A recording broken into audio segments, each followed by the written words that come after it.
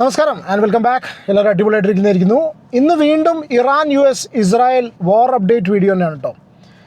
Actual വാർ അപ്ഡേറ്റിനേക്കാളും കൂടുതൽ നമ്മൾ ഈ വീഡിയോ ചെയ്യുന്ന സമയത്ത് ഫോക്കസ് ചെയ്യാറ് നമ്മളെ എങ്ങനെ ബാധിക്കുന്നു, അല്ലെങ്കിൽ നമ്മുടെ കൂട്ടത്തിലുള്ള ഒരുപാട് പേര് പ്രവാസികളായിട്ട് വളരെ കഷ്ടപ്പെട്ട് ബുദ്ധിമുട്ടി ഗൾഫ് മേഖലകളിലുണ്ട്, അവരെ ഇതെങ്ങനെ ബാധിക്കുന്നു എന്നാണ് നമ്മൾ കാര്യമായിട്ട് ഈ വീഡിയോയിൽ ഈ പറയുന്ന എല്ലാ വീഡിയോസ് ചെയ്യുന്ന സമയത്തും ഡിസ്കസ് ചെയ്യാറുള്ളത്.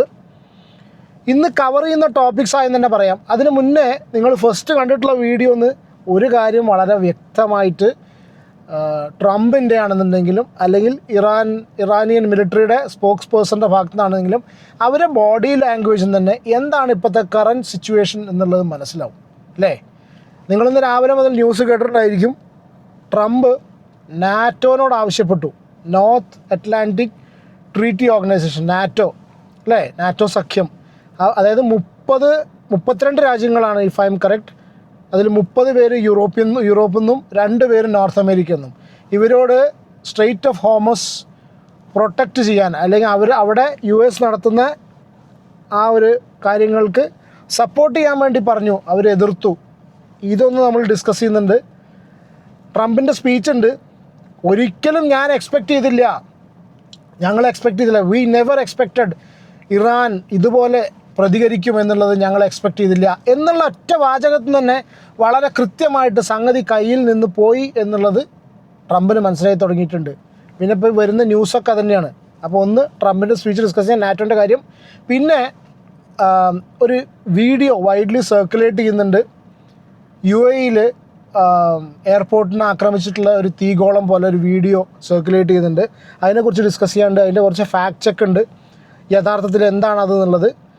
പിന്നെ ഖമനേയി മരണപ്പെട്ടു, കോമയിലാണ് എന്ന് പറഞ്ഞിട്ടുള്ളൊക്കെ ന്യൂസ് വന്നിരുന്നു. ഏറ്റവും പുതിയ റിപ്പോർട്ട്സ്, ഓൾമോസ്റ്റ് കൺഫേം റിപ്പോർട്ട്സ് പ്രകാരം ഖമനേയി റഷ്യയിലാണ് എന്നുള്ളൊരു ഇൻഫർമേഷൻ വരുന്നുണ്ട്. ഒരു കാല് നഷ്ടപ്പെട്ടു, ശസ്ത്രക്രിയ കഴിഞ്ഞു എന്നുള്ള ഒരു ഇൻഫർമേഷൻ വരുന്നുണ്ട്. എനിക്ക് തോന്നുന്നത് പേഴ്സണലി എന്തോ സംഭവിച്ചിട്ടുണ്ട്, otherwise he would have come online. എന്തെങ്കിലുമൊക്കെ ഒരു ന്യൂസ് പുറത്ത് വരുമായിരുന്നു. ഇസ്രായേലിൻ്റെ പോലെയാണെന്നുണ്ടെങ്കിൽ അറ്റ്ലീസ്റ്റ് AI എങ്കിലും ക്രിയേറ്റ് ചെയ്ത് വിടും അല്ലേ. ഇസ്രായേൽ പരിപാടി അതാ കാണിച്ചത്, അവർ AI ആണെന്നുള്ളത് വളരെ കൃത്യമായിട്ട് ക്ലിയർ ആയിട്ട് മനസ്സിലായിട്ടുണ്ട്. എൻ്റെ കഴിഞ്ഞ വീഡിയോ നോക്കിയാൽ നിങ്ങൾക്ക് മനസ്സിലാവും. അതായത് ആ ഒരു മോതിരത്തിൻ്റെ കാര്യം, ചില സമയത്ത് മോതിരം പോകുന്നു. ഇപ്പോൾ ലേറ്റസ്റ്റായിട്ട് നെതന്യാഹുവിൻ്റെ വേറൊരു വീഡിയോ വന്നിട്ടുണ്ട്, ഇറാനിയൻസിനെ കംപ്ലീറ്റ് വിഷ് ചെയ്തുകൊണ്ട് ഫെസ്റ്റിവൽ ഓഫ് ലൈറ്റ്സോ അങ്ങനെ എന്തൊരു സംഭവത്തിന് വിഷ് ചെയ്തുകൊണ്ടൊരു വീഡിയോ എന്ന് പറഞ്ഞിട്ട് വന്നിട്ടുണ്ട്. ആ വീഡിയോയിൽ പോലും ആൾക്കാർ കണ്ടെത്തുന്നുണ്ട് ചെവി പ്രോപ്പറായിട്ട് നിൽക്കുന്നില്ല, ചെവി അനങ്ങുന്നത് കറക്റ്റല്ല. അതായത് കംപ്ലീറ്റ് ആയിട്ട് AI ഡിപ്പെൻഡ് ചെയ്തിട്ടാണ് ഇപ്പോൾ പോയിക്കൊണ്ടിരിക്കുന്നത്. സത്യം പറഞ്ഞാൽ പിന്നെ ഒരുവിധം എല്ലാവരും പറയുന്നത് ആൾ വടിയായി, പടമായി. അതുകൊണ്ടാണ് ഇവരിങ്ങനെ ഇയാൾ എന്ന് മരിച്ചു എന്നുള്ള കാര്യം തന്നെ, എന്നോ പോയോ എന്നുള്ളതും കാരണം ആ ഒരു ബോംബിങ്ങിൽ ആ ഫാമിലീനെ കൂടി കൂട്ടിയിട്ടുള്ള ആ ഒരു അറ്റാക്കിൽ ഇയാൾ തട്ടിപ്പോയി എന്നൊരു ന്യൂസും വരുന്നുണ്ട്. ഒന്നത്. പിന്നെ വളരെ ഇമ്പോർട്ടൻ്റ് ആയിട്ട് ഇറാൻ മിഡിൽ ഈസ്റ്റ് ടെക് കമ്പനീസിന് ആരൊക്കെ ഞങ്ങൾ പ്ലാൻ ചെയ്യാൻ പോകുന്നു അറ്റാക്കിന് എന്നുള്ള ലിസ്റ്റും വിട്ടിട്ടുണ്ട്.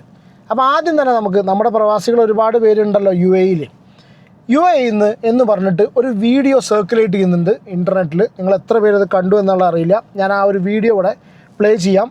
ഒരു തീ കത്തുന്ന ഒരു വീഡിയോ ആണ്. ഇപ്പോൾ നിങ്ങൾ സ്ക്രീനിൽ കാണുന്ന ഈ ഒരു video, Dubai badly hit by Iran multiple times, the closest video footage from the site of the burning fuel tanks in Dubai international airport, clicked by Indians, Dubai authorities are angry for circulating such videos by Indians. അതായത് വളരെ close റേഞ്ചിൽ നിന്ന് click ചെയ്തിട്ടുള്ള ഒരു video എന്നും പറഞ്ഞിട്ടാണ് ഈ ഒരു വീഡിയോ സർക്കുലേറ്റ് ചെയ്യുന്നത്. നിങ്ങളൊരുവിധം ആൾക്കാർ ഇത് കണ്ടിട്ടുണ്ടായിരിക്കാം. പ്രവാസികൾ സുഹൃത്തുക്കൾ, നിങ്ങളുടെ ആരെയും വീട്ടിലുള്ള ആൾക്കാർ അവിടെ ഉണ്ടെങ്കിൽ സ്വാഭാവികമായിട്ടും ഇതുപോലത്തെ ഒരു വീഡിയോ വരുന്ന സമയത്ത് നിങ്ങളും പാനിക്കാവും. പക്ഷേ വളരെ ഇമ്പോർട്ടൻ്റ് ആയിട്ടുള്ള ഒരു ഫാക്ട് ചെക്ക് ഈ കാര്യത്തിൽ പറയാനുള്ളതെന്ന് വെച്ചാൽ, ഇത് 2024, correct me if I am wrong, 2024 Ajman മാർക്കറ്റിലുണ്ടായിട്ടുള്ള ഒരു തീപിടുത്തത്തിൻ്റെ വീഡിയോ ആണെന്നുള്ള ക്ലെയിംസ് വരുന്നുണ്ട്. മാത്രമല്ല ഈ ഒരു വീഡിയോ ഷൂട്ട് ചെയ്ത സമയത്ത് ഇവിടെ ഉള്ളൊരു ബോർഡ് നോക്കിക്കഴിഞ്ഞാൽ അതിൽ അജ്മാൻ എന്ന് എഴുതി കാണാം. ഈ ബ്രൗൺ ബോർഡ്, ഈ കാണിക്കുന്ന ഇപ്പോൾ സ്ക്രീനിൽ കാണുന്ന ഈ ഒരു ബ്രൗൺ ബോർഡിൽ വളരെ ക്ലിയർ ആയിട്ട് അജ്മാൻ എന്ന് പറഞ്ഞിട്ട് എഴുതി കാണിക്കുന്നുണ്ട്. അപ്പോൾ ഈ ഒരു വീഡിയോ ദുബായ് ഇൻ്റർനാഷണൽ എയർപോർട്ടിൽ തീ പിടിച്ചതിൻ്റെ അല്ല. അപ്പോൾ ആ ഒരു സംഭവം കൂടി ഉണ്ട്. ഇങ്ങനെയാണ് കിട്ടുന്നത്. പിന്നെ വേറെ ഒരു റൂമർ, വളരെ മോശമായിട്ടുള്ള കാര്യമാണ്, റൂമർ സ്പ്രെഡ് ചെയ്യുന്നുണ്ട്. UAE എന്ന് പറഞ്ഞിട്ടുള്ള രാജ്യത്തിന് തകർക്കാൻ വേണ്ടിയിട്ട് Justin rumour spread that UAE is preparing a series of extraordinary measures targeting investors who intend to withdraw their capital from Dubai. അതായത് ദുബായിൽ ഇങ്ങനെ പ്രശ്നങ്ങളുണ്ടായിട്ട് ഒരുവിധം മേജർ കമ്പനീസ് അവരുടെ ഇൻവെസ്റ്റ്മെൻറ്റ് ദുബായിൽ നിന്ന് പിൻവലിച്ചിട്ട് സിംഗപ്പൂരിലേക്ക് മാറ്റുന്നുണ്ട് എന്ന് പറഞ്ഞിട്ടുള്ള ഒരു റൂമർ വരുന്നുണ്ട്. ഒരുപാട് പേര് എക്സിലും സോഷ്യൽ മീഡിയ പ്ലാറ്റ്ഫോംസിലും ഒക്കെ ഷെയർ ചെയ്ത് പോകുന്നുണ്ട്. അങ്ങനത്തെ യാതൊരു വസ്തുവില്ല. Investors amid rising concerns over security and economic fallout of Iranian attacks and regional instability. അവിടുത്തെ ഇൻസ്റ്റബിലിറ്റി കണക്കിലെടുത്തിട്ട് എല്ലാവരും അവിടുത്തെ ഇൻവെസ്റ്റ്മെൻ്റ് എല്ലാം വിഡ്രോ ചെയ്യുന്നു പറഞ്ഞിട്ടുള്ള വളരെ ഫോൾസ് ആയിട്ടുള്ള ന്യൂസ് വന്നിട്ടുണ്ട്. പാനിക് ആവേണ്ട കാര്യമില്ല. എനിക്ക് പല ആൾക്കാരും ഷെയർ ചെയ്ത് തന്നിട്ടുള്ള ഒരു ന്യൂസാണിത്. അങ്ങനത്തെ യാതൊരുവിധ പരിപാടികളില്ല. UAE തന്നെ അങ്ങനത്തെ റൂമേഴ്സ് എല്ലാം ഡിസ്മിസ് ചെയ്തിട്ടുണ്ട്. അങ്ങനത്തെ ഒരു പരിപാടികളും ഇല്ല എന്നുള്ളൊരു സംഗതിയാണ് ഏറ്റവും ലേറ്റസ്റ്റ് ആയിട്ട് വരുന്ന ഇൻഫർമേഷൻ. ഇനി ഞാൻ ആദ്യം കാണിച്ചിട്ടുള്ള ഒരു ക്ലിപ്പ് കാണിക്കാം. ഒരു ഇറാനിയൻ മിലിറ്ററി പേഴ്സണൽ പറഞ്ഞിട്ടുള്ളൊരു കാര്യം. അതിന് മുന്നേ നാറ്റോൻ്റെ കാര്യം ജസ്റ്റ് ഒന്ന് ഡിസ്കസ് ചെയ്തിട്ട് പോവാം. അതായത് നാറ്റോനോട് ഇയാൾ സഹായം ആവശ്യപ്പെട്ടു. നാറ്റോ എന്ന് പറഞ്ഞാൽ അവർ പറഞ്ഞതെന്താ വെച്ചാൽ, ജർമ്മനിയൊക്കെ പറഞ്ഞിട്ടുണ്ട് നാറ്റോ എന്ന് പറഞ്ഞാൽ ഒരു ഡിഫെൻസീവ്, അതായത് നാറ്റോ അതായത് ഈ ഒരു സഖ്യം ഫോം ചെയ്തിരിക്കുന്നതിന് എന്തിനാ വെച്ചാൽ അവർക്ക് തമ്മിലല്ല അവരുടെ ഏതെങ്കിലും മെമ്പർ ഓർഗനൈസേഷന് പുറത്തുനിന്നൊരു ത്രെട്ട് വരുന്ന സമയത്ത് എല്ലാവരും കൂടിയിട്ട് സപ്പോർട്ട് ചെയ്യുക എന്നുള്ള കണ്ടീഷനാണ്. US-ൻ്റെ കേസിൽ അവർ ക്ലിയർലി ഡിസ്മിസ് ചെയ്തിട്ടുണ്ട്. ഞങ്ങളോട് ചോദിച്ചിട്ടല്ല നിങ്ങൾ ചെയ്തിട്ടുള്ളത്, അവിടെ ചെയ്തിട്ടുള്ളത്. അതുകൊണ്ട് അതൊരിക്കലും ജസ്റ്റിഫൈ ചെയ്യാൻ പറ്റില്ല. ഇറാനെ അറ്റാക്ക് ചെയ്തതും ആ സ്ട്രേറ്റ് ഓഫ് ഹോർമൂസിൽ ഇപ്പോൾ കാണിച്ചു കൂട്ടുന്ന ആ ഒരു പൊറാട്ട് പരിപാടികൾ ഒരു കാരണവശാലും ജസ്റ്റിഫൈ ചെയ്യാൻ പറ്റില്ല. അവിടെ ഞങ്ങൾ ഈ പരിപാടിക്കില്ല എന്നുള്ള കാര്യം വളരെ കൃത്യമായിട്ട് ജർമ്മനി എല്ലാം അങ്ങനെ മറ്റുള്ള കുറച്ച് രാജ്യങ്ങളും കൂടി ക്ലിയർ ആയിട്ട് പറഞ്ഞിട്ടുണ്ട്. അപ്പോൾ അവിടെ ട്രംപ് വളരെ കൃത്യമായിട്ട് മൂഞ്ചിയിട്ടുണ്ട്. ഇനി US-നെ കംപ്ലീറ്റ് തള്ളി പറഞ്ഞതാണോ അത് ഈ ഒരു വ്യക്തിപരമായിട്ട് ഈ ട്രംപിൻ്റെ ഡിസിഷൻസിനെ തള്ളി പറഞ്ഞാണെന്നാണ് മനസ്സിലാവുന്നത്. വളരെ കൃത്യമായിട്ട് നാറ്റോ ക്ലിയറായിട്ട് റെഫ്യൂസ് ചെയ്തിട്ടുണ്ട്. അത് വലിയൊരു അടിയാണ് ഇയാൾക്ക് കിട്ടിയിട്ടുള്ളത്. അപ്പോൾ ജസ്റ്റ് ഞാൻ ചെറിയൊരു ക്ലിപ്പ് പ്ലേ ചെയ്യാം. A message to the President of the United States. The outcome of war cannot be determined by tweets.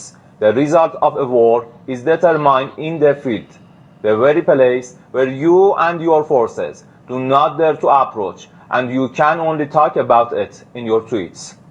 It's better to name this war as epic fear instead. അതായത് Iranian military spokes person പറയുന്നത് നിങ്ങളെ EPIC fury എന്നുള്ളതിന് പകരം EPIC fear എന്ന് പേരിടാൻ, EPIC പേടി എന്ന് പേരിടാൻ ആണ് പറയുന്നത്. അതായത് result of war cannot be determined by tweets. അതായത് ട്വിറ്ററിൽ എക്സിൽ വരുന്ന ട്വീറ്റ്സിലൂടെ യുദ്ധത്തിൻ്റെ ഔട്ട്കം പ്രഡിക്റ്റ് ചെയ്യാൻ പറ്റില്ല, അത് ഫീൽഡിലുള്ളതാണ് പറയാൻ പറ്റുള്ളൂ എന്നൊരു ക്ലിയർ മെസ്സേജാണ് കൊടുത്തിട്ടുള്ളത്. നേരെ മറിച്ച് ട്രംപ് അവിടെ പറഞ്ഞിട്ടുണ്ട്, ഒരു കാരണവശാലും ഞങ്ങൾ തീരെ പ്രതീക്ഷിച്ചിട്ടില്ല ഇറാൻ്റെ ഭാഗത്ത് നിന്ന് ഇതുപോലത്തെ ഒരു ആക്രമണം ഉണ്ടായിരിക്കും എന്നുള്ളത് പ്രതീക്ഷിച്ചിട്ടില്ല. പിന്നെ ഇയാൾ പ്രസംഗിച്ച സമയത്ത് 50 ഷിപ്പ് മുക്കി 51 ഷിപ്പ് മുക്കി എന്നൊക്കെ പറയുന്നുണ്ട്. പക്ഷേ ഇറാൻ വളരെ കൃത്യമായിട്ട് തിരിച്ചടിച്ചുകൊണ്ടിരിക്കുകയാണ്. ഇനി ഖമനേയിൻ്റെ ഒരു ന്യൂസ് ഉണ്ട്. ജസ്റ്റ് നമ്മുടെ മലയാളം ന്യൂസിൽ വന്നിട്ടുള്ള ഒരു ക്ലിപ്പാണ്. ജസ്റ്റ് ഇവിടുന്ന് പ്ലേ ചെയ്യാം. മൊജ്തബ ഖമനേയി എവിടെ എന്നുള്ള ചോദ്യം ലോകരാജ്യങ്ങളിൽ മുഴങ്ങാൻ തുടങ്ങിയിട്ട് ദിവസങ്ങളായി. ഈ യുദ്ധം ആരംഭിച്ച ശേഷം മൊജ്തബയെ ഇറാൻ്റെ പരമോന്നതാവായി പ്രഖ്യാപിച്ചു എന്നൊക്കെയുള്ളത് ശരിയാണ്. പക്ഷേ മൊജ്തബയെ സംബന്ധിച്ച് യാതൊരു സൂചനകളുമില്ല. ഇടയ്ക്കൊരു പ്രസ്താവന വന്നത് അത് ഒരു പ്രിൻ്റഡ് പ്രസ്താവന മാത്രമായിരുന്നു. മൊജ്തബയുടെ വീഡിയോയോ ചിത്രങ്ങളോ ഒന്നും വന്നിരുന്നില്ല. അത് ഇസ്രായേലിൻ്റെയും അമേരിക്കയുടെയും വിമർശനത്തിന് വിധേയമായിരിക്കുന്നു. ഇപ്പോൾ പുറത്തു വരുന്ന വളരെ പ്രധാനപ്പെട്ട വാർത്ത, മൊജ്തബ ഖമനേയി റഷ്യയിൽ ചികിത്സയിലാണ് എന്നാണ്. കുവൈറ്റ് മാധ്യമമായ അൽ ജാരിദയാണ് ഈ വാർത്ത പുറത്തുവിട്ടത്. ആക്രമണത്തിൽ പരിക്കേറ്റ ഇദ്ദേഹത്തെ അതീവ രഹസ്യമായി റഷ്യൻ വിമാനത്തിൽ മോസ്കോയിൽ എത്തിച്ചുവെന്നാണ് വിവരം. ഒപ്പം ശസ്ത്രക്രിയയ്ക്ക് വിധേയനാക്കി എന്ന വിവരം കൂടിയുണ്ട്. മൊജ്തബയുടെ ഒരു കാൽ മുറിച്ചു മാറ്റേണ്ടി വന്നതായും ചില കേന്ദ്രങ്ങൾ അവകാശപ്പെടുന്നുണ്ട്. ഇത്തരത്തിൽ ഒരു കാൽ വലിയ ആക്രമണത്തിൽ ഇസ്രായേലിൻ്റെ ആക്രമണത്തിൽ പരിക്കേറ്റ മൊജ്തബയുടെ ഒരു കാൽ മുറിച്ചു മാറ്റപ്പെട്ടുവെന്നും മൊജ്തബയ്ക്ക് ഗുരുതരമായി പരിക്കേറ്റുവെന്നുമാണ് ഇസ്രായേൽ അടക്കം നേരത്തെ അവകാശപ്പെട്ടിരുന്നത്. അത് സ്ഥിരീകരിക്കുന്ന തരത്തിലാണ് ഇപ്പോൾ കാര്യങ്ങൾ വരുന്നത് എന്നാണ് മനസ്സിലാക്കേണ്ടത്. റഷ്യൻ പ്രസിഡന്റ് വ്ളാഡിമിർ പുടിൻ്റെ വസതിയോട് ചേർന്നുള്ള സ്വകാര്യ മെഡിക്കൽ കേന്ദ്രത്തിലാണ് മൊജ്തബ ഉള്ളത് എന്നാണ് വിവരം. റഷ്യ ഈ വാർത്തയോട് അതേസമയം പ്രതികരിച്ചിട്ടില്ല. എന്നാൽ മൊജ്തബ പൂർണ്ണ ആരോഗ്യവാനാണെന്നാണ് ഇറാന്റെ വിദേശകാര്യ മന്ത്രാലയം അവകാശപ്പെടുന്നത്. മൊജ്തബ ഖമനേയിയെ ഇസ്രായേലോ അമേരിക്കയോ ലക്ഷ്യം വെച്ചാൽ റഷ്യയും ചൈനയും ശക്തമായി പ്രതികരിക്കുമെന്ന് മുന്നറിയിപ്പ് നൽകിയ പശ്ചാത്തലമുണ്ട്. ഇറാൻ്റെ ഈ പരമോന്നത നേതാവ് മരിച്ചിരിക്കാം എന്ന് ട്രംപ് പറഞ്ഞിട്ട് കുറച്ച് ദിവസമായതേ ഉള്ളൂ. തങ്ങൾക്ക് എവിടെയാണെന്ന് അറിയാമെന്ന് ഇസ്രായേൽ പ്രഖ്യാപിച്ചതും പ്രധാനപ്പെട്ട ഒന്നാണ്. പക്ഷേ ഗുരുതരമായി പരിക്കേറ്റു എന്ന വാർത്ത ഇസ്രായേലിലെ മാധ്യമങ്ങൾ സ്ഥിരീകരിച്ചതുകൂടി നമ്മൾ ഇതിനോട് ചേർത്ത് വെക്കണം. അപ്പോൾ സുരക്ഷിതമായ ഒരു സ്ഥലം റഷ്യയാണ് എന്നുള്ളതാണ് ഇറാൻ മനസ്സിലാക്കിയിരിക്കുന്നത്. മൊസ്തബയ്ക്ക് ജീവനോടെ ഇരിക്കാൻ, ഈ പരിക്കേറ്റ മൊസ്തബയ്ക്ക് ചികിത്സ നൽകാനും റഷ്യയിൽ സാധിക്കുമെന്നുള്ളത് കൊണ്ടായിരിക്കാം ഒരുപക്ഷെ അദ്ദേഹത്തെ റഷ്യയിലേക്ക് മാറ്റി. നമുക്കറിയാം പുടിൻ്റെ പിന്തുണ വലുതായി ഉണ്ട് ഇറാന്, മൊസ്തബയ്ക്കുണ്ട്. സ്വാഭാവികമായും പുടിൻ്റെ പിന്തുണയോടുകൂടി പുടിൻ്റെ കൊട്ടാരത്തിനോട് ചേർന്നുള്ള മെഡിക്കൽ സെൻ്ററിൽ മൊസ്തബ ചികിത്സയിലാണ് എന്ന വാർത്ത തൽക്കാലം വിശ്വസിച്ചേ മതിയാവൂ. അല്ലെങ്കിൽ പിന്നെ ഇറാൻ മൊസ്തബയെ ജീവനോടെ അല്ലെങ്കിൽ വീഡിയോയിലൂടെയൊക്കെ അവതരിപ്പിക്കണം. അത് സംഭവിക്കുന്നില്ല എന്നുള്ളത് ഏറ്റവും പ്രധാനപ്പെട്ട ഒന്നാണ്. പക്ഷേ സുഖം പ്രാപിച്ചു വരികയാണ് എന്നുള്ള വിശദീകരണം കൂടി ഇറാൻ്റെ ഭാഗത്തു നിന്ന് ഉണ്ടാകുന്നത് ഏറ്റവും പ്രധാനപ്പെട്ട ഒന്നാണ്. ഏതായാലും റഷ്യയിൽ മൊസ്തബയുണ്ട് എന്ന വാർത്തകൾ നിഷേധിക്കാൻ റഷ്യ തയ്യാറായിട്ടില്ല. ഒപ്പം മൊസ്തബ എവിടെയുണ്ട് എന്ന് സ്ഥിരീകരിക്കാൻ ഇറാനും തയ്യാറാകാത്ത സമയത്ത് ഈ വാർത്ത നമുക്ക് വിശ്വസിച്ചേ പറ്റൂ. യെസ്, അപ്പോൾ ഇതാണ് ലേറ്റസ്റ്റ് ആയിട്ടുള്ള ഒരു ഇൻ്റർനാഷണൽ ന്യൂസ് ഉള്ളത്. ഇനി വളരെ ഇമ്പോർട്ടൻ്റ് ആയിട്ട് 1-2 കാര്യം കൂടി പറഞ്ഞിട്ട് നമുക്ക് വീഡിയോ വൈൻഡപ്പ് ചെയ്യാം. ഇനി ഇതൊക്കെ നമ്മളെ ബാധിക്കുന്ന ഒരു സംഭവം, ഇമ്മീഡിയറ്റ് ആയിട്ട് നമ്മളെ ബാധിക്കുന്നത് LPG ഷോർട്ടേജ് ആണ് അല്ലേ. ഇന്നിപ്പോൾ രാവിലെ ഞാൻ മലപ്പുറത്തേക്ക് വരുന്ന സമയത്ത് ഇവിടെ മുണ്ടുപറമ്പ് പറഞ്ഞ സ്ഥലത്ത് ഗ്യാസ് ഗോഡൗൺ ഉണ്ട്. അവിടെ ഞാൻ നോക്കുന്ന സമയത്ത് കുറേ വണ്ടികൾ നിൽക്കുന്നുണ്ട്, കുറേ ആൾക്കാർ വാതിൽ തള്ളുന്നുണ്ട്, എന്തോ ഭയങ്കര കശപിശ നടക്കുന്നു. അപ്പോൾ വളരെ കൃത്യമായിട്ട് നമുക്ക് അറിയാം നമ്മുടെ നാട്ടിൽ LPG ഷോർട്ടേജ് ധാരാളം ഉണ്ട്. ഒരുപാട് പേര് പാനിക് ബൈയിങ് ചെയ്യുന്നുണ്ട്. പാനിക് ബൈയിങ് എന്ന് പറഞ്ഞു കഴിഞ്ഞാൽ പേടിച്ചിട്ട് കുറേ വാങ്ങിച്ച് വയ്ക്കുക. അപ്പോൾ സ്വാഭാവികമായിട്ടും ഒരു ഷോർട്ടേജ് ഉണ്ടാവും. ഇതിൻ്റെ കൂട്ടത്തിൽ പൂഴ്ത്തിവെപ്പും അങ്ങനത്തെ പരിപാടികളൊക്കെ ഉണ്ടാവും. ഇതൊക്കെ കർട്ടൈൽ ചെയ്യാൻ വേണ്ടിയിട്ടുള്ള മെഷേഴ്സൊക്കെ ഗവൺമെൻറ് എടുത്തിട്ടുണ്ട്. ഇങ്ങനെയൊക്കെ ആണെങ്കിലും കൂടി നമ്മുടെ നാട്ടിൽ LPG ഷോർട്ടേജ് ഉണ്ട്. അത് ഡയറക്റ്റായിട്ട് എഫക്റ്റ് ചെയ്തിരിക്കുന്നത് ഹോട്ടൽസാണ്. നമ്മുടെ നാട്ടിൽ നിന്ന് മാത്രമല്ല, ഇന്ത്യയിൽ കംപ്ലീറ്റ് ഹോട്ടൽസാണ് എഫക്റ്റ് ചെയ്തിരിക്കുന്നത്. പുറത്തൊക്കെ പഠിക്കാൻ പോയിട്ടുള്ള ആൾക്കാർ, ഇപ്പം ഞാനൊരു സംഭവം കേട്ടു. ഞങ്ങളുടെ എൻ്റെ കലീഗിൻ്റെ മകൻ ബാംഗ്ലൂർ പഠിക്കുന്നുണ്ട്. അവന് ഫുഡ് കിട്ടുന്നില്ല, ഭക്ഷണം കിട്ടുന്നില്ല. അവിടുത്തെ ഹോട്ടൽസൊക്കെ ക്ലോസ് ചെയ്തതിനു ശേഷം അവന് ഭക്ഷണം കിട്ടുന്നില്ല എന്നുള്ളൊരു ന്യൂസ് വളരെ വിഷമത്തോടുകൂടി അയാൾ പറയുന്നത് കേട്ടു. അപ്പോൾ നമ്മുടെ നാട്ടിൽ ക്രൈസിസ് ഉണ്ട്. ഇതിൻ്റെ റീസൺ എന്ന് പറഞ്ഞു കഴിഞ്ഞാൽ വളരെ സിമ്പിളായിട്ട് പറയാം. ഗ്യാസ് എന്ന് പറഞ്ഞാൽ LPG എന്ന് പറഞ്ഞാൽ ഞാൻ that's what I understand, correct me if I am wrong. LPG എന്ന് പറഞ്ഞു കഴിഞ്ഞാൽ ഈ ക്രൂഡ് ഓയിലിൽ നിന്ന് പെട്രോളും എല്ലാം എക്സ്ട്രാക്ട് ചെയ്ത് കിട്ടുന്ന ഒരു ബൈ പ്രൊഡക്റ്റ് മാത്രമാണ്. അതായത് ഒരു 10 barrel for example crude oil പിന്നെ റിഫൈൻ ചെയ്ത് കഴിഞ്ഞാൽ അതിൽ നിന്ന് 1, 2, 3 or 4 ഇത്രേ മാക്സിമം കിട്ടുള്ളൂ. അതായത് ഒരു 40% അതിൽ LPG ആയിട്ട് വരുള്ളൂ. പ്ലസ് എന്താ വെച്ചാൽ നമുക്ക് LPG ഷോർട്ടേജിനുള്ള ആ ഒരു സംവിധാനം നമുക്കില്ല. നമ്മൾ ഇമ്പോർട്ട് ചെയ്യുന്നത് മറ്റേതൊക്കെ ക്രൂഡ് ഓയിൽ ഇമ്പോർട്ട് ചെയ്ത് ഇവിടെ പെട്രോളിയം ആക്കി മാറ്റുന്ന സമയത്ത് LPG നമുക്ക് ഇവിടെ റിഫൈനറീസ് കുറവാണെന്നോ ഇല്ലയെന്നോ എന്നാണ് എനിക്ക് that's what I understand. LPG വരുന്നത് അതിൻ്റെ ഫൈനൽ പ്രൊഡക്റ്റ് ആയിട്ടാണ്. അതായത് LPG ആയിട്ടാണ് ഈ സാധനം വരുന്നത്. പിന്നെ നമുക്കിത് സ്റ്റോർ ചെയ്യണമെന്നുണ്ടെങ്കിൽ അങ്ങനെ നമുക്ക് സ്റ്റോർ ചെയ്യാൻ പറ്റില്ല. -40 to 50 ഡിഗ്രി സെൽഷ്യസിൽ ഇത് സ്റ്റോർ ചെയ്യാൻ കഴിയുള്ളൂ. അപ്പോൾ ഇങ്ങനത്തെ സിറ്റുവേഷൻസൊക്കെ വെച്ചിട്ടാണ് നമ്മുടെ അവിടെ ഈ LPG ഷോർട്ടേജ് വരാനുള്ള ഒരു കാരണമുള്ളത്. എന്താണെങ്കിലും സീരിയസ് പ്രശ്നമാണ്. ഇത് പെട്ടെന്ന് തീർന്നില്ല എന്നുണ്ടെങ്കിൽ സംഗതി വിഷയത്തിലേക്കാണ് പോകുന്നത്. ഡെഫിനറ്റ്ലി സ്വാഭാവികമായിട്ടും നമ്മുടെ നാട് ഒരുപാട് ഡിപ്പെൻഡ് ചെയ്യുന്നത് GCC കൺട്രീസ് എന്നുള്ള വരുമാനമാണ്. നമ്മുടെയൊക്കെ ആൾക്കാർ അവിടെ ഓരോ വീട്ടിൽ നിന്നും ഓരോ വ്യക്തികൾ അവിടെ പ്രവാസികളായിട്ടുണ്ട്. അപ്പോൾ അവരുടെ സുരക്ഷ, അവരുടെ വരുമാനമില്ലായ്മയൊക്കെ ഡയറക്റ്റ് നമ്മളെ ബാധിക്കും, നമ്മളെ വളരെ നല്ലോണം ബാധിക്കും. അതിൽ യാതൊരുവിധ സംശയവുമില്ല. അപ്പോൾ എത്രയും പെട്ടെന്ന് ഈ യുദ്ധം തീരട്ടെ എന്ന് മാത്രമേ പറയാൻ പറ്റുള്ളൂ. എന്താണ് ഈ വിഷയത്തെക്കുറിച്ച് നിങ്ങളുടെ അഭിപ്രായം എന്നുള്ള കമൻറ്റ് ചെയ്യൂ. വീഡിയോ ഇഷ്ടപ്പെടുകയാണെങ്കിൽ ലൈക്ക് ചെയ്യുക. ചാനൽ സബ്സ്ക്രൈബ് ചെയ്യാതെ വീഡിയോ കാണുന്നുണ്ടെങ്കിൽ സബ്സ്ക്രൈബ് ചെയ്യുക, സപ്പോർട്ട് ചെയ്യുക. ഇതുപോലുള്ള ടോപ്പിക്സ് അടുത്ത വീഡിയോയിൽ കാണാം. നമുക്ക് വേറെ പ്രത്യേകിച്ച് take care and God bless. By.